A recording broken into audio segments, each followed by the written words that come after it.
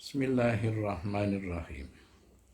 Assalamualaikum warahmatullahi wabarakatuh. Alhamdulillahirabbil alamin wa bihi nasta'inu ala umurid dunya waddin.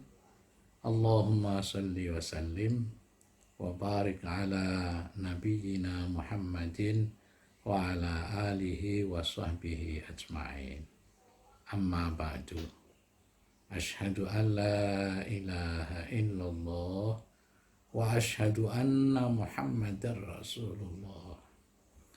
Raditu billahi rabba wa bil islami dina wa bi Muhammadin nabiyyan wa rasula. Rabbi zidni ilman nafi'ah warzuqni fahman wa hukma wa alhiqni bis salihin. Amin.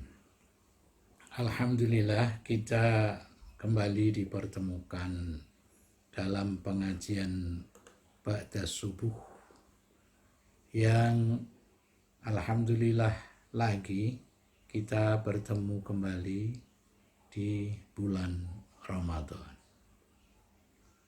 Khusus untuk bulan Ramadan ini kita akan bahas Asmaul Husna dengan tema besar akhlak, yang persisnya berakhlak meneladani al-asma'ul husna berdasarkan tuntunan Allah dan Rasulnya.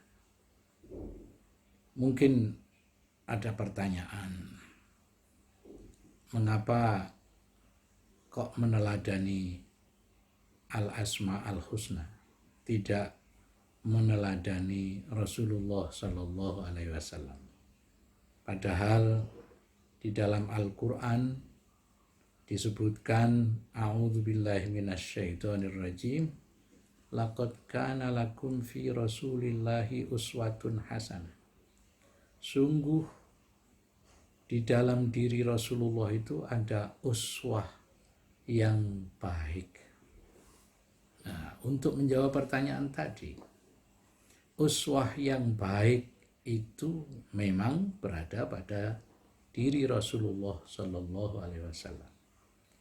Tapi dari mana Rasulullah Sallallahu Alaihi Wasallam itu memiliki pengetahuan yang kemudian diamalkan sehingga menjadi contoh akhlak yang baik?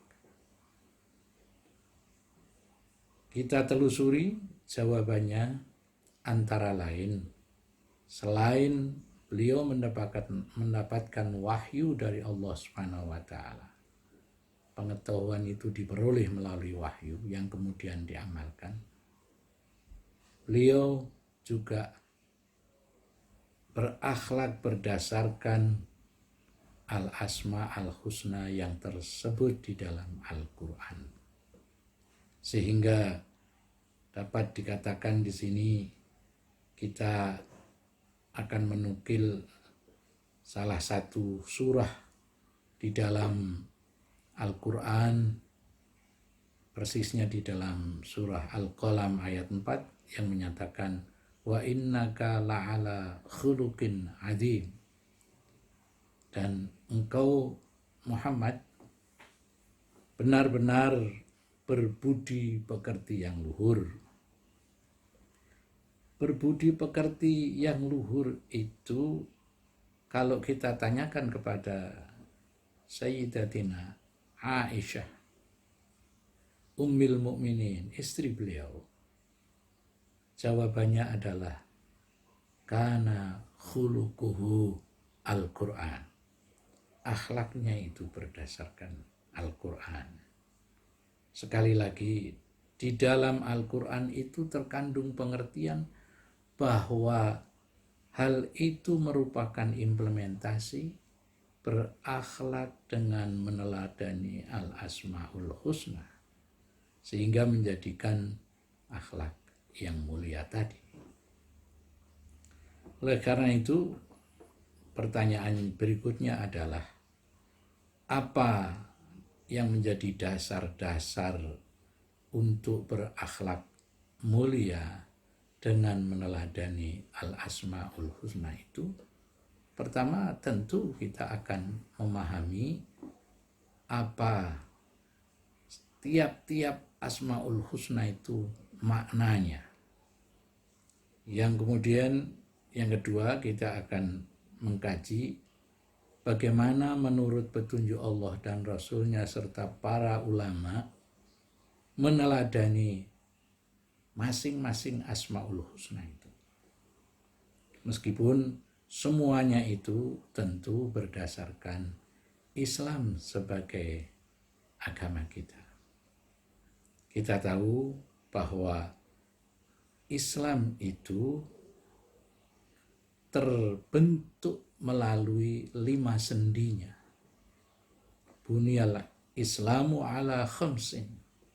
Seperti hadis yang diriwayatkan oleh Imam Bukhari dan Imam Muslim yang menyatakan bahwa Islam itu dibentuk atas 5 sendi. Bunyal Islamu ala khamsin. Yang kelimanya itu telah kita pahami bersama. Syahadat, salat, puasa, zakat, dan haji di Makkahul Mukarramah yang kita tentu sudah mafhum semuanya. Jamaah rahimakumullah. Atas dasar itu maka seorang ulama mutaakhirin yang bergelar doktor yang bernama Ratib An-Nabilusi merumuskan al-Islam majmu'atun qayyimun akhlaqiyat. Islam itu himpunan yang membentuk akhlak. Wal ibadatul khamsu arkanul bina, yang merupakan bangunan itu sendi-sendinya adalah rukun Islam yang 5 itu. Oleh karena itu Ibnul Qayyim rahimahullahu ta'ala menyebutkan ad-dinu kulluhu khuluqun. Agama itu keseluruhannya adalah akhlak. Faman zada alaika fil khuluqi zada alaika fid din. Karena keseluruhan agama itu adalah akhlak, maka kalau bertambah bagus akhlak kita, maka akan bertambah bagus agama kita.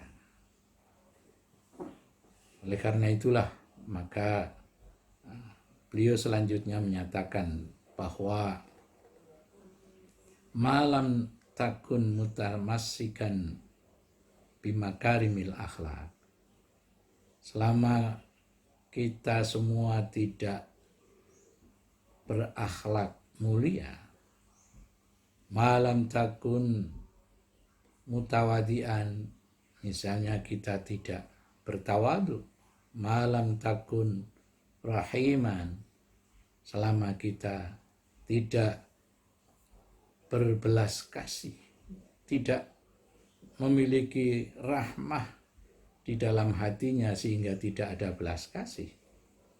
Beliau menyatakan falan taqattafa samar hadzal din, maka Anda tidak bisa memanen, Anda tidak bisa mengunduh, Anda tidak bisa mendapatkan hasil apa buah agama itu.